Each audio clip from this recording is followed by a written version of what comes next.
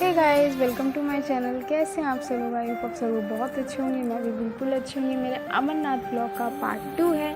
ये आपको कैसा लगेगा बताइएगा ज़रूर। पसंद आए तो एक लाइक भी ज़रूर कर दीजिएगा, चैनल को भी सब्सक्राइब ज़रूर कर दीजिएगा। जैसे कि आपने लास्ट ब्लॉग में देखा ही था कि मैं अमरनाथ पहुंच चुकी थी, और अमरनाथ पहुंचने के बाद मैं बहुत थक गई थी, तो हमने सबसे पहले बेस कैंप में जाकर अपना कैंप लिया और फिर यहाँ आ गए थे भंडारे में कुछ खाने पीने। भंडारे में बन रहे थे डोसा और इडली, और हमने दोनों ही खाई थी क्योंकि हमें भूख काफ़ी लग गई थी। हम रास्ते में कुछ खा के नहीं आए थे ज़्यादा, थोड़ा बहुत ही हमने खाया था, ज़्यादा कुछ हमने खाया नहीं था क्योंकि पहाड़ी रास्ता है ना, पहाड़ी रास्ते में आपको ज़्यादा नहीं खाना चाहिए, दूसरा बस का सफ़र, इसलिए हमने ज़्यादा कुछ खाया नहीं था। यहाँ आके हमें भूख लग गई थी क्योंकि शाम हो गई थी और हमें सुबह से शाम हो गई थी, हमने कुछ खाया नहीं सही से, तो भूख लगी थी तो हमने खाया पिया। और यहाँ पे आरती देखी थी जो कि अभी आगे आपको देखने को मिल जाएगी। अब आरती को एंजॉय कीजिए, फिर मैं आगे बात करती हूँ।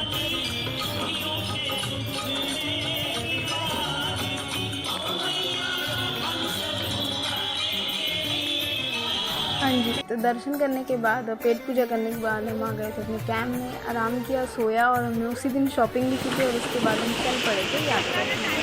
तो अभी रात के 3 ढाई 3 बज रहे होंगे, लाइन लगी हुई थी रात से ही, और हम चल रहे थे यात्रा के लिए 2 मेल गेट की तरफ। और यहाँ पे सामान वगैरह अपना लेके चल रहे थे। अभी अंधेरा ही हो रहा था इसलिए मैंने ज़्यादा शूट नहीं किया था आपको, इसलिए रात की ज़्यादा कुछ क्लिप्स नहीं मिलेगी देखने को क्योंकि अंधेरा इतना हो रहा था। और यहाँ यार बहुत ज़्यादा अंधेरा लगता है, जबकि सुबह होने का टाइम भी आ गया था तब भी काफ़ी अंधेरा लग रहा था। और ये रात को भी चाय नाश्ता करने का था, पर हमने कुछ किया नहीं था, हमने ऊपर ही जाके चाय नाश्ता किया था 5:30-6 बजे के अराउंड। नाश्ता भी क्या, हमने सिर्फ चाय पी थी क्योंकि मन नहीं था सुबह सुबह, यार इतनी सुबह सुबह कौन ही खाता है ना, बट खाने वाले तो खा ही रहे थे, आप देख ही सकते हैं भीड़ जैसे ना।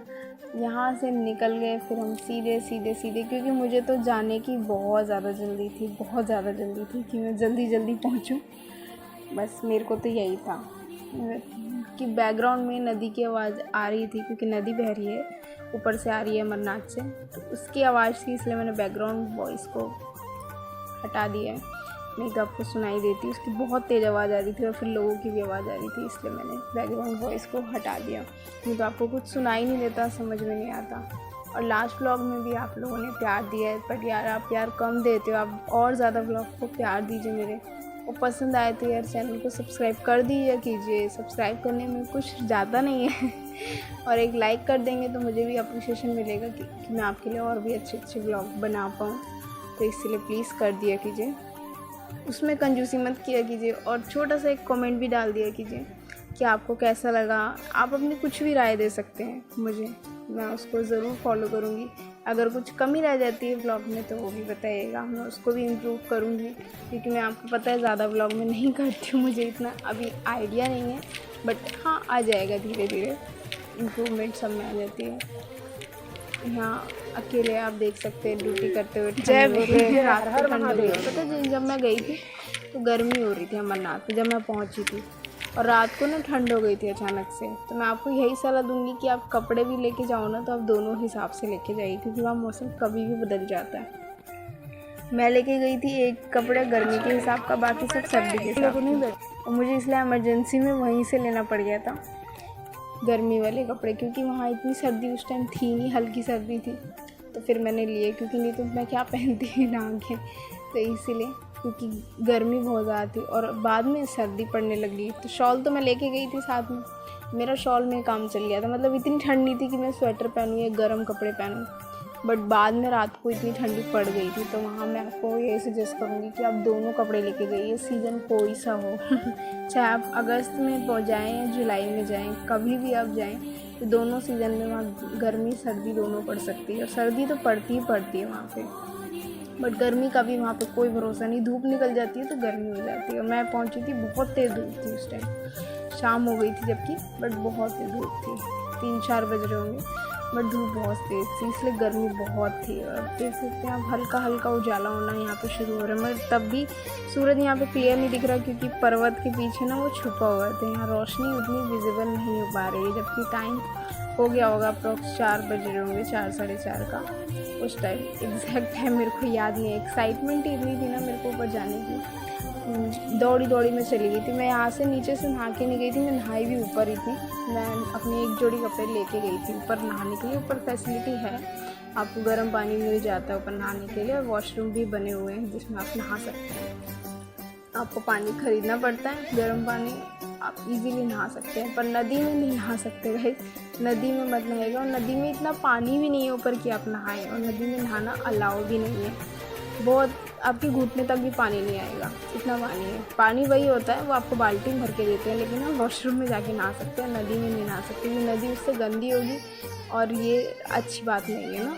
इसलिए तो उस चीज़ का ध्यान रखिएगा, क्योंकि उन लोगों के मना करने के बाद भी वहाँ की फोर्स के लोग ज़बरदस्ती नहा रहे थे, वो हटा देते, उतनी देर में फिर आ जाते थे। तो इस चीज़ का हमें ध्यान रखना है कि उस मंदिर को हम साफ़ रखें। यहाँ मैं अपनी आईडी चेक करवा रही थी, वेरीफाई होती है ये बार बार कि कोई गलती से तो नहीं आ गया, किसी की आईडी में कोई दिक्कत तो नहीं है, कोई मतलब चेक करना होता है कि गलत बंदा कोई ना आ जाए। बहुत सिक्योरिटी का ध्यान रखना पड़ता है आपको, जैसे पता ही है अमरनाथ में।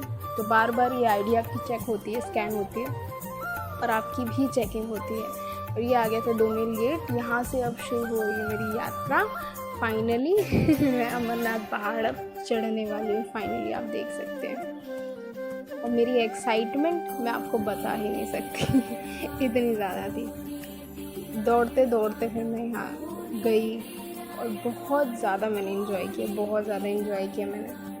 पूरे रास्ते में पैदल ही गई थी, और मैं आपको भी सजेस्ट यही करूँगी यार, अगर आप सक्षम हैं, पैदल चल सकते हैं, तो आप पैदल ही जाइए।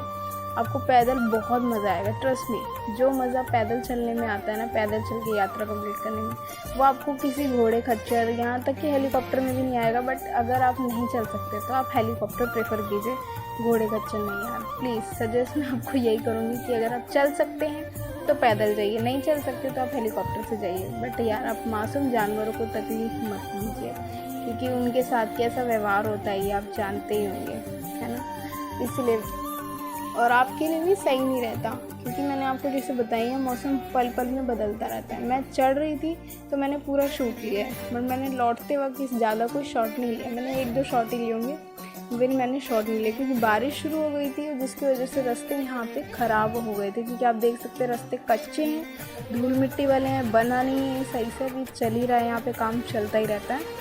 और बारिश होने के बाद ना कीचड़ हो जाती है, पाँव फिसलते हैं, तो इसलिए मैंने यहाँ पे आते टाइम शूट नहीं किया था ज़्यादा कुछ। और आते टाइम यहाँ पे मैंने अपनी आँखों से एक्सीडेंट देखा था। एक भैया थे, खच्चर पे बैठे हुए थे, उनका खच्चर का पाँव ना मुड़ गया था, कीचड़ में फिसल गया था, तो वो गिर गए थे।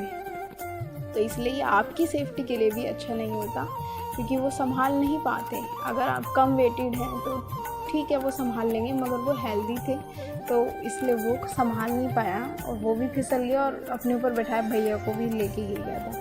इस चीज़ का आप ध्यान रखिए, क्योंकि आपको भी चोट लग सकती है। और ऐसे हादसे केदारनाथ में तो अक्सर होते हैं, है ना।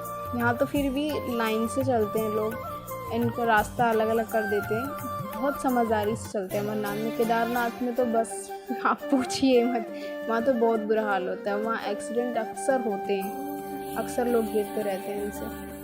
इस चीज़ का आप ध्यान रखिए। अगर आप चल सकते हैं तो पैदल चलिए, भले ही रुक रुक के चलिए, आराम करके चलिए, कोई दिक्कत नहीं। आप ज़्यादा जल्दबाजी किस बात की है ना, ज़्यादा आप अपने ऊपर प्रेशर डालेंगे तो आपको दिक्कत होगी। यहाँ हाइट पे है काफ़ी, तो ऑक्सीजन की कमी होती है, तो दिक्कत है। धूल मिट्टी उड़ते हैं, इसके कण आपके नाक में जाते हैं, मुंह में जाते हैं, आँखों में चले जाते हैं, तो आपको दिखाई नहीं देता क्लियर। चश्मा इसलिए आप लेके जाइए तो आपके लिए अच्छा रहेगा, है ना।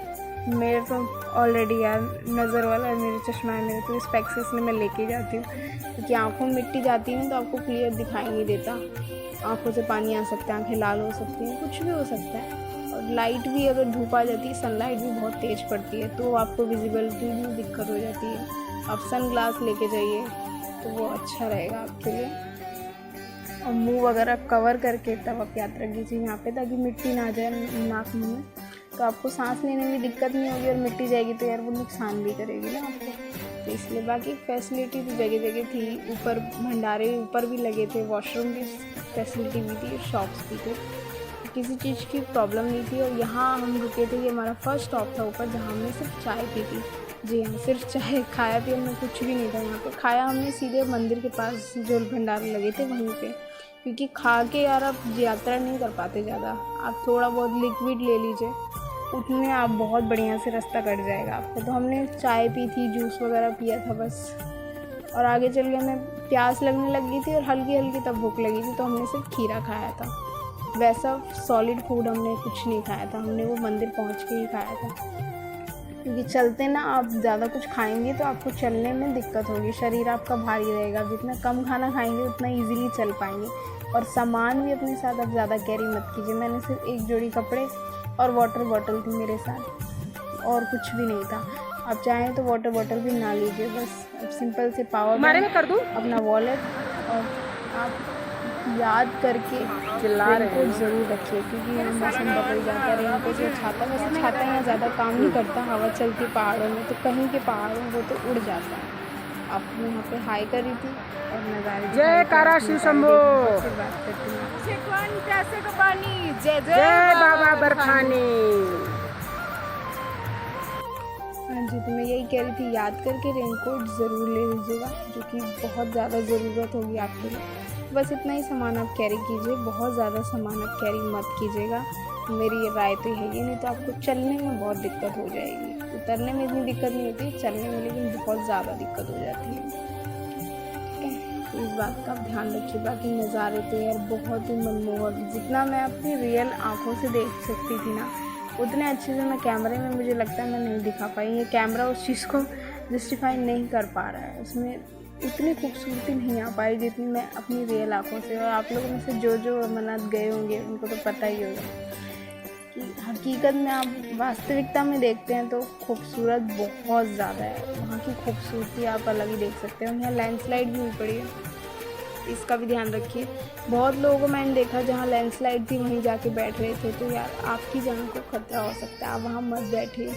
और आगे ना ग्लेशियर जमा हो गया था, तो बहुत लोग उस पर डंडा मारते हैं, उसको पता नहीं उनको क्या मज़ा आता है, उसको डंडा मार के तोड़ते हैं। तो आप उस चीज़ का ध्यान रखिए, उस पर डंडा वंडा मत मारिएगा। अब अगले साल जब यात्रा होगी तो आप उस चीज़ का ध्यान रखिएगा। अभी तो बंद हो चुकी है, बट जब भी जाएं तो उस चीज़ पे डंडा वगैरह ना मारे, जहाँ लैंडस्लाइड हो वो ना बैठे, क्योंकि ग्लेशियर पिघल गया ना तो आपके ऊपर सीधा आएगा और वो नीचे चला जाएगा, और जो उसके आगे होगा उसको भी लेके चला जाएगा, तो बड़ा हादसा हो सकता है। तो उस चीज़ का ध्यान रखिए। ये वहाँ की फोर्स मना भी कर रही थी, लेकिन उसके बावजूद भी कुछ लोग होते हैं जो नहीं मानते उस चीज़ को, तो आप उस चीज़ का ध्यान रखिए, नहीं तो हादसे कभी भी हो सकते हैं यहाँ पे, क्योंकि ये रास्ता ही ऐसा है। अमरनाथ रास्ता वैसे ही कठिन है, और दूसरा बालटाल वाला तो और भी कठिन है। तो यहाँ हमने लिया था जूस होल्ट, यहाँ पे हमने पिया था जूस, और हम यही सब खाते पीते आ रहे थे, ज़्यादा कुछ भारी हमने नहीं खाया था। आप देख सकते हैं मैंने ये मुंह यहाँ पे बांध रखा है, क्योंकि मिट्टी यार इतनी उड़ती है ना, बस जब हम कुछ खा पी रहे थे तभी मैंने मुंह खोला है अपना, नहीं तो मैंने मुंह अपना दुपट्टे से रैप कर रखा था, क्योंकि मिट्टी इतनी उड़ रही थी यहाँ पे। और दुपट्टा आप कॉटन का ले तो ज़्यादा अच्छा है, क्योंकि ज़्यादा भारी है मोटा दुपट्टा मुँह पे ना बांधे, नहीं तो आपको सांस लेने में दिक्कत हो सकती है ऊपर। मुझे टचवुड जैसे मैं गई थी मैं वैसे ही थी, मुझे किसी भी तरह की कोई दिक्कत नहीं थी। बाकी अगर किसी को मेडिकल प्रॉब्लम भी हो जाती है तो उसके लिए भी ऊपर फैसिलिटी होती है, और जगह जगह पे आपको ये फैसिलिटी मिल जाएगी। बट टचवुड मेरे साथ ऐसा कुछ भी नहीं हुआ था, मैं जैसे गई थी मैं वैसे ही नीचे लौट के आई थी। नज़ारे आप देख ही रहे हैं, और रास्ते भी आप देख ही रहे हैं कितने ज़्यादा मतलब टफ़ लग रहे हैं देखने में, और हकीकत में ये टफ़ है भी, आप देख सकते हैं। और बारिश जब हुई थी इसीलिए मैंने शूट नहीं किया था, क्योंकि ये और ज़्यादा टफ़ हो गए थे। कहीं कहीं तो रेलिंग भी नहीं है, आगे जाएंगे आप देखेंगे तो रेलिंग भी नहीं है, पत्थर भी गिरे हुए हैं, मिट्टी वाला रास्ता है पूरा। ये तो कीचड़ हो जाती है, आते आते पाँव भी बहुत ज़्यादा फिसलते हैं, इन पर बहुत पाँव फिसलते हैं। बारिश नहीं होगी तो धूल उड़ेगी, बारिश हो जाएगी तो पाँव फिसलेंगे, ये ऐसा रास्ता है। और कहीं कहीं रेलिंग नहीं है तो पाँव अगर फिसले तो आप सीधे नीचे खाई में जाके गिरेंगे, तो उस चीज़ का ध्यान रखिए, बहुत संभल के चलिए इस रास्ते पर। बाकी तो बस शिव जी का नाम लीजिए और बस पहुंच जाइए। यहाँ पे मिले थे आर्मी वाले भैया, वो भी मुझसे पूछ रहे थे, उनको मैं एक्चुअली अकेले ही दिख रही थी तो पूछ रहे थे कि आप कहाँ से आए हैं कैसे, तो यहाँ बात कर रहे थे। और मैं थक गई थी थोड़ा सा काफ़ी देर से, क्योंकि मैं ज़्यादा लंबा होल्ड नहीं ले रही थी, मैं बहुत लंबा जा रही थी और फिर मैं 5 मिनट 10 मिनट ऐसे रुक रही थी। मैंने काफ़ी कवर किया तो मेरा ध्यान ही नहीं गया, कैमरा बीच में हो गया, उनका फेस आपको दिख नहीं रहा होगा, बट एक्चुअली हम बात कर रहे थे, पूछ रहे थे भैया मेरे से कि आप अकेले कैसे इतनी दूर चल के आ रहे हो, थोड़ी देर रेस्ट कर लो। ये लग रहा था उनको देख के कि मैं थोड़ी थक गई थी, मैं काफ़ी लंबा राउंड लगा के आई थी, बिना ज़्यादा रुके मैंने पूरी यात्रा कंप्लीट की। पूरी यात्रा में मैं कह सकती हूँ मैं सिर्फ 3 से 4 बार ही रुकी होंगी, वो भी ज़्यादा देर के लिए नहीं, सिर्फ 5 से 10 मिनट के लिए आप कह सकते हैं, बस वो भी इसलिए कि मैं कुछ पी लूँ, बस इसके लिए कि प्यास लगी तो पानी वानी पी लूँ, जूस, बस दैट्स इट। उसके बाद मैं रुकी नहीं। चलते रहो ना तो आपकी बॉडी गर्म रहती है, वार्म अप रहती है, तो आप इजीली चल सकते हो। बैठ जाओगे ना फिर आपकी हिम्मत ही नहीं होगी कि आप चलो। जबकि सिटिंग एरिया यहाँ पे है, आपको पीछे दिख रहा होगा शेल्टर, शेड लगा हुआ है, बारिश अगर आए तो भी आप बैठ सकते हो, पानी नहीं पहुँचेगा। वहाँ पे बेंच भी लगे हुए हैं, बट मैं यहाँ भी नहीं बैठी थी, मैं सीधे चली गई थी ऊपर की तरफ, बैठी नहीं थी। वही भैया कह रहे थे बैठ जाइए आप थोड़ी देर रेस्ट कर लीजिए, मैंने कहा नहीं भैया आगे जाके रेस्ट करूँगी मैं, क्योंकि लग रहा था देख के फेस को पता चल जाता है कि इंसान थक रहा है। तो थक तो रही थी मैं, बट मैंने कहा भाई मैं रुकूंगी नहीं, चलती रहूँगी।